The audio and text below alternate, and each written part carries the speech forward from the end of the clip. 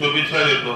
आपलं नूतन वर्ष सुखाचं भरभराटीचं आनंदाचं जावं, आपल्या सर्व मनोकामना पूर्ण व्हाव्या, आरोग्यदायी जीवन जावं असं आपल्या सर्वांना पहिल्यांदा शुभेच्छा देतो. आज नवनिर्वाचित लोकनियुक्त नगराध्यक्षांचा पदभाराचा कार्यक्रम.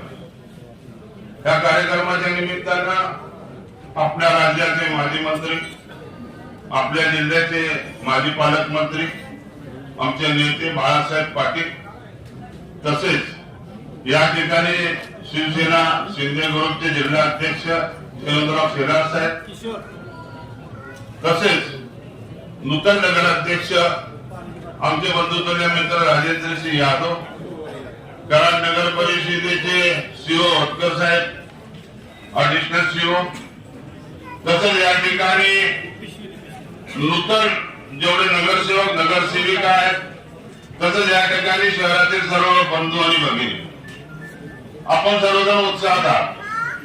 कराड नगर परिषदेचा इतिहास आहे की स्वर्गीय पिढी साहेबांनी गावाचे शिल्पकार म्हणून त्याचं जो नाव घेतलं जातं, पक्षविरहित राजेंद्र यादव साहेब सुद्धा म्हणतात की मी या ठिकाणी आपल्याला जवळ देतो, पक्षविरहित गावाच्या हितासाठी सर्वांना बरोबर घेऊन जातील एवढी मी त्यांच्या वतीनं या ठिकाणी गवाही देतो.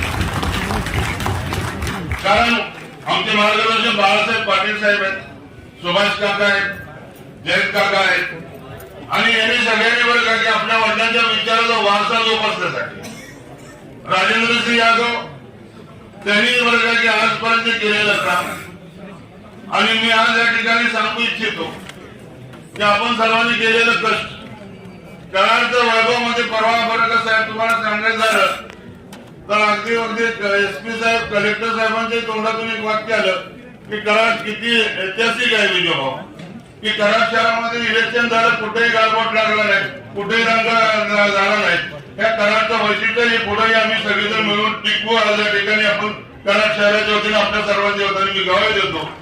आणि राजेंद्र सिंह यादव माझ्या मित्राला 5 वर्ष चांगल्या पद्धतीने काम करून या गावाचं लौकिक वाढेल, नक्कीच वर्ग कुठली शंका नाही.